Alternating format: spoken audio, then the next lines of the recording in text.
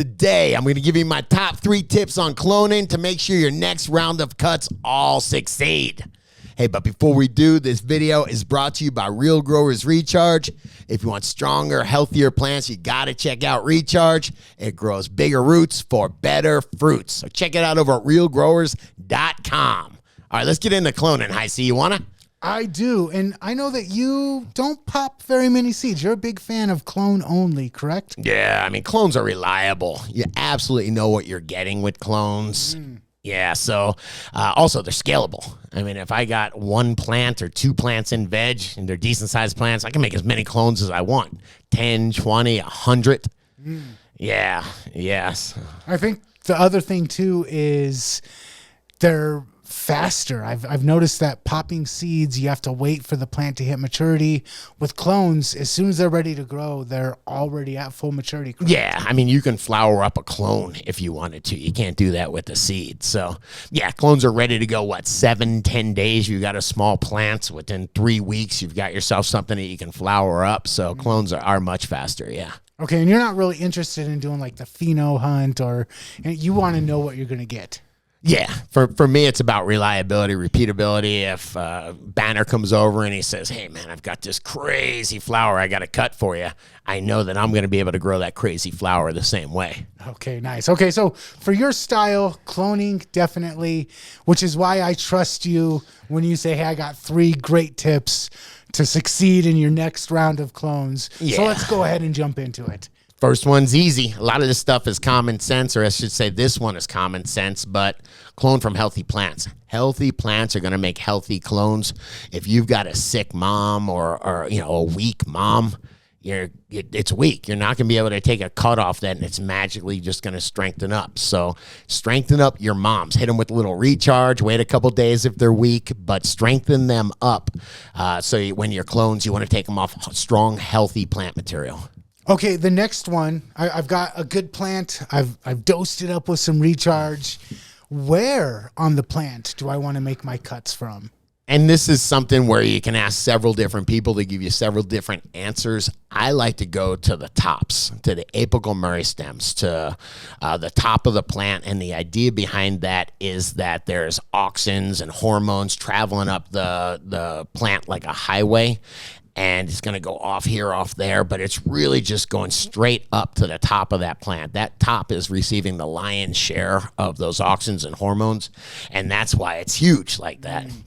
I don't necessarily take the tippy top because they're usually so big it'll take up too much room in the cloning chamber, but I'll take towards the tops there. And that's where most of the new plant growth is happening. Right. That's why those hormones and auxins are Yeah, and I like taking it off the soft plant growth. I don't like taking those woody stems you can sometimes get. I don't like that. I like taking them off the soft new plant growth. And now that I've got my cuts, I've got my clones ready to go, there's a couple of different variants of the way that people actually start their clones. Sure. I've seen you explain a couple of different ways.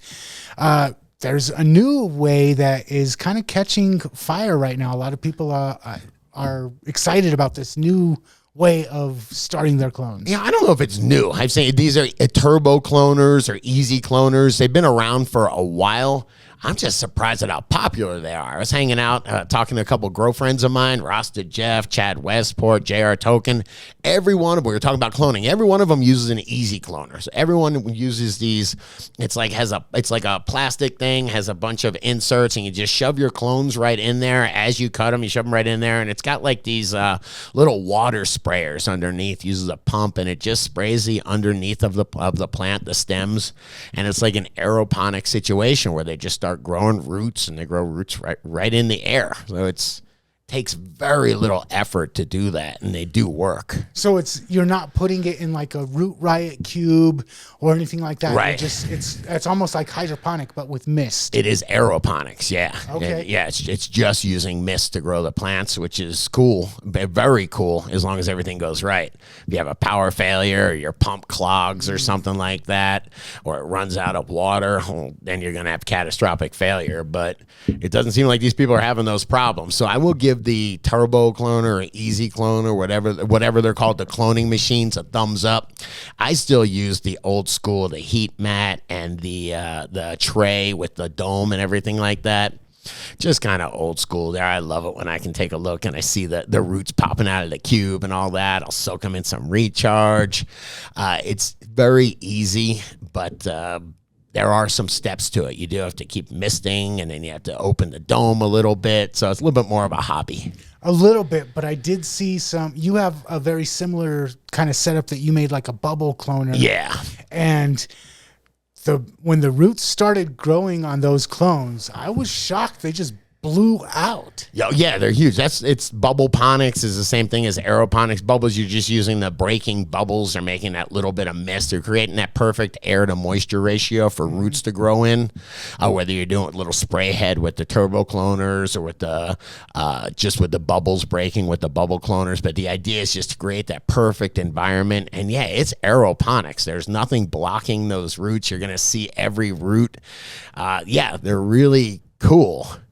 But you still got to get them. You have to transplant them from there. You have to first off inoculate them. Don't forget those are bare roots, so there's no microbes on there.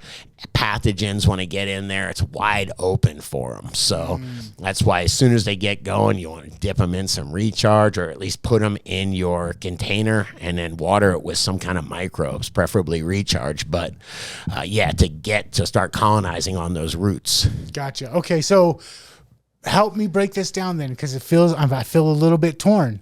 If I really want to succeed with clones, should I go with the Root Riot cubes, or should I try one of these Easy Cloner, Turbo Cloner machines? If you've bought the Ronco Set It and Forget It oven, then the Easy Cloner's for you. Remember that? Set it and forget it. I do. Now, you know what I mean? If you just want something, J.R. Tolkien, he's got one leg. He's in pain a lot of times. I imagine it's hard for him to get up and go go mist his clones or to go lift the dome up a little bit. So for somebody like him to have an easy cloner, to be able to put some newts in it and just to wait 10 days and pull the plants out all at once, knowing he's got everything, great. For me, I'm a microbe guy, so I'm soaking my little cubes. I like to take my cubes, I soak them in some recharge and get all the soil biology in there, and then I take my clones, and then as my fuzzy roots come out of those little Root Riot cubes, I like it, man. It feels good. I get to see these crazy roots, and I put them in a solo cup from there. So it's just the way that I do things. I'm in my grow most days. I don't want to do too much in my grow most days, but I'll maybe open the lid a little bit or something like that, Right. Okay. So it feels like maybe depending on your style, Sure. either way of these will work well for you. Absolutely. And by the way, the turbo cloners are fairly inexpensive. I think for like $50 you can buy one for. So if you are interested, absolutely play with them. I will say make sure you get the CloneX cloning solution to put in there is a big tip for me. I definitely use that stuff in those, and works awesome. But that's just me. Those are my 3 tips for cloning. But what about y'all? What are your best tips for successful cloning?